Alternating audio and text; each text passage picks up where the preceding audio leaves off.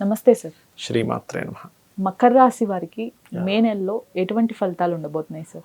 మకరం వారికి గనక చూసుకుంటే అమ్మ, రాస్యాధిపతి 2వ స్థానంలో ఉన్నాడు. సో 2వ స్థానంలో ఉన్నప్పుడు ఇక్కడ పర్టికులర్గా కమ్యూనికేషన్ చేసేటప్పుడు జాగ్రత్తగా ఉండాలి. ఎవరితోనైనా మాట్లాడుతున్నాము, ఒక అగ్రిమెంట్ చేస్తున్నాము, ఒక సంతకం పెడుతున్నాము, అక్కడ ఏంటి అసలు డాక్యుమెంట్స్లో అసలు ఏముంది, మనం ఏమి తీసుకున్నాం, ఇవి ఖచ్చితంగా చూసుకోవాలి. చూసుకుంటే కనుక ఇబ్బంది అనేటువంటిది రాదు. పర్టికులర్గా ఈ జాగ్రత్త తీసుకోవాలి. వీరు ఆర్థికంగా ఎలా ఉండబోతుంది సార్? వీరికి ఆర్థికంగా చూసుకుంటే ఒకటి, కొంచెం సిబ్లింగ్స్తో ఆర్థిక సంబంధించినటువంటి విషయంలో చిన్న చిన్న గొడవలు వచ్చే ఛాన్స్ ఉంది.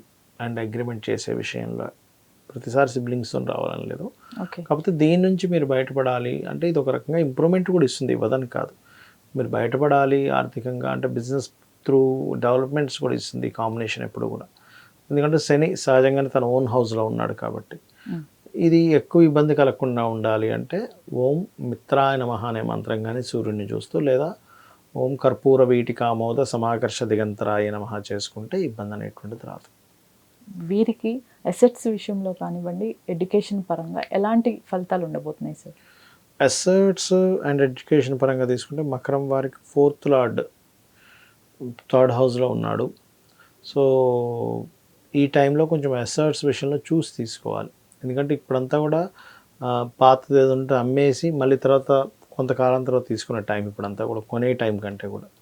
కాబట్టి కొంచెం ఈ జాగ్రత్తగానే తీసుకుంటే సరిపోతుంది. ఆరోగ్యపరంగా ఎలా ఉండబోతుంది సార్?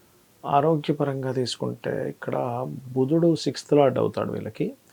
6th లార్డ్ బుధుడు అయినందుకు పర్టికులర్గా కొంచెం భుజాలకు సంబంధించిన పెయిన్, బికాజ్ ఆ బుధుడు వచ్చేసి 3rd హౌస్లో భుజాల స్థానంలో ఉన్నాడు కుజరాహులతో. సో ఈ భుజాలు లాగడం కానీ, పెయిన్ రావడం కానీ, కొంతమంది చూడండి తలగడ ఎత్తుగా పెట్టేసుకుంటారు, దానివల్ల ఈ నెక్ పెయిన్ రావడం ఇట్లాంటివి ఇస్తూ ఉంటుంది. కాబట్టి ఇటువంటి విషయాల్లో కొంత జాగ్రత్తగా ఉండాలి. వీరికి మ్యారేజ్కి సంబంధించి ఎటువంటి ఫలితాలు ఉండబోతున్నాయి సార్? మ్యారేజ్ అంటే కొంచెం గవర్నమెంట్ సెక్టార్స్లో చేసేవారు ఇట్లాంటి వాళ్ళు కొంచెం సెట్ అయ్యే ఛాన్స్ ఉంది. బట్ ఏదైనా కొంచెం ఎక్కువగా కష్టపడాల్సిన విషయం ఉంటుంది. ఎందుకంటే మొన్నటి వరకు జూపిటర్ ఉన్న స్థితి, కేంద్రంలో ఉండే స్థితి ముందుకెళ్ళాడు కొంచెం. కాబట్టి ఈ మ్యారేజ్ సంబంధించిన విషయంలో ఈ జాగ్రత్తలు తీసుకోవాలి. అండ్ 2వ వివాహం కోసం ప్రయత్నం చేస్తుంటారు కొంతమంది. ఫస్ట్ మ్యారేజ్ డివోర్స్ ఏదో డిస్టర్బ్ అవ్వడం వల్ల వాళ్ళకి మాత్రం బాగుందని చెప్పుకోవచ్చు. వీరికి జాబ్ కానివ్వండి, బిజినెస్ పరంగా ఎలా ఉండబోతుంది సార్? బిజినెస్ పరంగా అయితే గ్రోత్ ఉంటుందమ్మా. జాబ్ పరంగా కూడా పర్వాలేదు.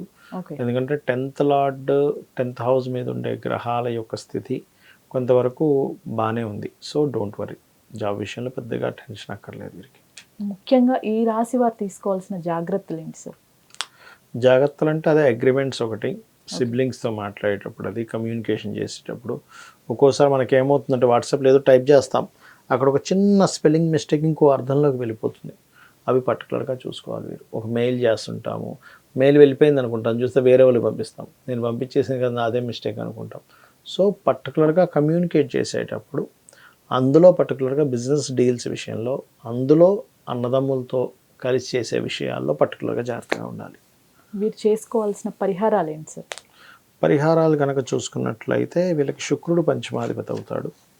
సో సూర్య భగవానుడిని చూస్తూ లలితా సహస్రనామాలు చేస్తూ ఉన్నట్లయితే ది బెస్ట్ పరిహారం అవుతుంది.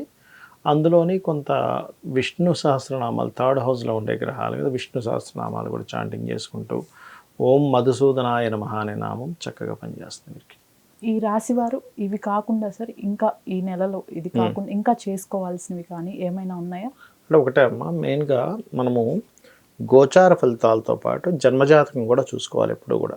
పర్టికులర్గా ఏంటంటే ఒక వ్యక్తి మనం కేవలం జాతకం చూసి వ్యక్తి ఇలా ఉంటాడని చెప్పొచ్చు. జ్యోతిష్శాస్త్రం యొక్క గొప్పతనం అంటే లగ్నం బేస్ మీద ఉంటుంది. ఆ వ్యక్తి ఏ లగ్నం ఉన్నప్పుడు జన్మించాడు, ఆ లగ్నాధిపతి ఉన్న స్థితిని బట్టి వాళ్ళ లైఫ్ ఉంటుంది. అంటే బాగా కోపంగా ఉంటాడా, గొడవలు పడుతూ ఉంటాడా, ప్రశాంతంగా ఉంటాడా, ఎక్కువగా తిరుగుతాడా, లేకపోతే ఎక్కువ బిజినెస్ లైన్లోనే ఎక్కువగా ఆలోచిస్తూ ఉంటాడా, లేకపోతే ఎక్కువ ఎంజాయ్ చేస్తాడా అని ఎవ్రీథింగ్ ఉంటాయి. కాబట్టి లగ్నం ఎక్కడ ఉంది, అసలు మీ లగ్నాధిపతి ఎలా ఉన్నాడు, దాన్ని బట్టి అది ఏదైనా పాపకత్తెరలో ఉంటే దాన్ని సెట్ చేసుకోవడం కూడా వీళ్ళ లైఫ్ బాగుంటుంది, అంటే మీ పర్సనల్ చార్ట్లో. అలా కాకుండా కొంతమందికి ఫైనాన్షియల్ ప్లానెట్ బాగోదు వాళ్ళ జన్మజాతకంలో పర్సనల్ చార్ట్లో. సో అప్పుడు ఆ ఫైనాన్స్ ఇచ్చే ప్లానెట్ ఏది అసలు చాలామందికి తెలియని విషయం ఎందుకు ఇబ్బంది పడుతుంటారంటే వీళ్ళకి ఫైనాన్స్ ఇచ్చే గ్రహం ఒకటవుతుంది, వీళ్ళు ఇంకో వైపు ప్రయత్నం చేస్తూ ఉంటారు. అంటే సింపుల్గా చెప్పాలంటే వీళ్ళకి మెడికల్ దాంట్లో ఉందనుకోండి, వీళ్ళు మెడికల్ రిలేటెడ్ ఏం చేసినా కలిసి వస్తుంది. వీళ్ళు తెలియక ఏం చేస్తారంటే మెడికల్ సైడ్ కాకుండా ఇంకోటి ఏదో ఈ కార్ షోరూమ్ పెట్టుకోవడమనో లేకపోతే ఇంకోటి ఏదో బిజినెస్ చేస్తూ ఉంటారు, వీళ్ళకి కలిసి రాదు. అరే ఇన్ని తెలివితేటలు ఉన్నాయి నాకు, చాలా తెలివి తక్కువ ఉన్నవాడు సంపాదిస్తున్నాడు, నేను సంపాదించలేకపోతున్నాను, ఫ్రస్ట్రేట్ అవుతూ ఉంటారు. ఎందుకు అంటే యోగం ఒక దగ్గర ఉంటే ఇంకో పని చేస్తున్నాం మనం. అంటే వాటర్ ఇప్పుడు ఒక స్థలం ఉంది, వాటర్ అక్కడ పడుతుంది, తీసుకొచ్చి ఇక్కడ బోర్ వేస్తున్నాం, వాటర్ ఎక్కడి నుంచి వస్తుంది? రాదు కదా. అట్లా ఏంటంటే ఫస్ట్ ఫైనాన్షియల్గా మీకు ఏ ప్లానెట్ ఇస్తుంది, ఏ మార్గంలో వెళ్ళాలని చెప్పేది జ్యోతిష్ శాస్త్రం. అలాగే మీ ప్రయత్నాలు ఎందుకు సక్సెస్ అవ్వట్లేదు, కొంతమందికి అన్నదమ్ములు సహకరిస్తారు, కొంతమందికి సహకరించారు. ఎందుకు అంటే పూర్వజన్మల్లో మీరు చేసిన పాపకర్మ వల్ల వస్తుంది, దాన్ని ఎట్లా సెట్ చేసుకోవాలి, ఇవన్నీ ఒక ఎత్తు అయితే మీరు ఏ డైరెక్షన్లో ఉంటే కలిసి వస్తుందని ఉంటుంది. ప్రతి వ్యక్తికి కూడా మీరు ఈస్ట్లో ఉంటే మంచిదా, వెస్ట్లో ఉంటే మంచిదా, సౌత్లో ఉంటే మంచిదా, నార్త్లో ఉంటే మంచిదా అని ఉంటుంది. ఆల్ డైరెక్షన్స్ గుడ్, బట్ మీకేది పనికి వస్తుంది ఈజ్ మోస్ట్ ఇంపార్టెంట్. ఇవి తెలుసుకుంటూ చాలామంది వివాహం అవ్వట్లేదని బాధపడుతూ ఉంటారు, బట్ టైం రాదు ఒక్కోసారి. ఇప్పుడు మీరు ఈ సంవత్సరం అంతా కష్టపడి వివాహం కోసం ఎదురు చూసి చాలా రకరకాలు చూసి వెక్స్ అయిపోయే కంటే కూడా నాకు ఈ సంవత్సరం అసలు బలం లేదు, నెక్స్ట్ ఇయర్ ఉందనుకోని ఈ సంవత్సరం అంతా మీ పనులు చేసుకుని నెక్స్ట్ ఇయర్ వెతుక్కుంటే మీకు టైం సేవ్ అవుతుందిగా.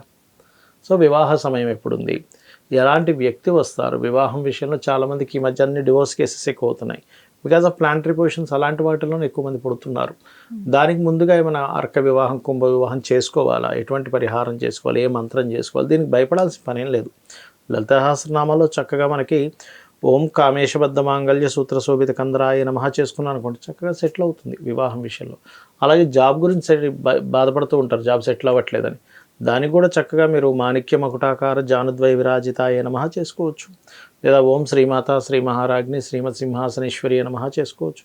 చేసుకుని హ్యాపీగా మీరు సక్సెస్ అవ్వచ్చు. ఎక్కడా కూడా శాస్త్రము నీది ఇలా ఉంది ఇలాగే అవుతుంది అనడానికి అయితే శాస్త్రం అక్కర్లేదు. నీకు ఇలా ఉన్నందుకు నువ్వు ఎలా సెట్ చేసుకుంటావు అని చెప్పడానికి శాస్త్రం. వైద్య రంగం కూడా అంతే కదమ్మా. నీకు జ్వరం వచ్చిందంటే నీకు జ్వరం వచ్చింది చెప్పడానికి కాదు, జ్వరం ఎలా తగ్గుతుందో చెప్పడానికి వైద్య రంగం. అట్లాగే ఈ శాస్త్రం కూడా నువ్వు ఎందుకు ఇబ్బంది పడుతున్నావు, నీ పాస్ట్ లైఫ్లో చేసిన కర్మ ఏమిటి, సో ఇక్కడ నువ్వు ఏం చేసుకుంటే నువ్వు దీన్ని అధిగమిస్తావు. జాబా, బిజినెస్సా, విదేశానికి వెళ్ళడమా, లేకపోతే కొన్ని అప్పుల్లో ఉంటే నువ్వు ఎలా బయటపడాలి. చాలామంది వాళ్ళ రేపంతా అప్పులే. సో ఓం అపర్ణాయ నమః మంత్రం ఇట్లా ఏంటంటే పర్టికులర్గా కొంతమందికి అప్పులు ఇవ్వడమే వాళ్ళ బిజినెస్ అవుతుంది. మరి వాళ్ళకి ఏమిటి అంటే వాళ్ళకి ఆ యోగం ఉంటుంది. కొంతమంది అప్పులు చేయడం వల్ల ఇబ్బంది పడతారు. సో ఈ చార్ట్లో ఏంటంటే ఇవన్నీ చూసుకోవాలి. ఇక్కడ చాలామందికి సందేహం వస్తుంది, మరి ఇవన్నీ చూసుకునేలాగైతే మనం ఎందుకు ఈ గోచార ఫలితాలు, ఈ మే ఫలితాలని, ఆ ఫలితాలు, ఈ ఫలితాలు ఎందుకు చెప్పుకుంటున్నాము అంటే ఇక్కడ రెండు విషయాలు.